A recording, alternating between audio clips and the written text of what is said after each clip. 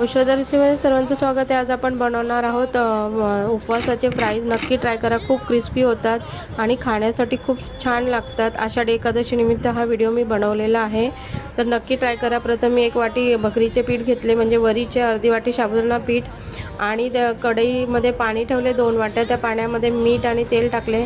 उकळी आल्यानंतर ते दोन्ही पीठं छान घेरून घेतले, त्या 5 मिनिटं शिजू दिले। शिजल्यानंतर ते पीठ थोडं थंड होऊ दिलं। थंड झाल्यानंतर एका ताटामध्ये काढले। त्यामध्ये मी 2 बटाटे क्रश करून टाकले आणि खिसून टाकले उकडलेले।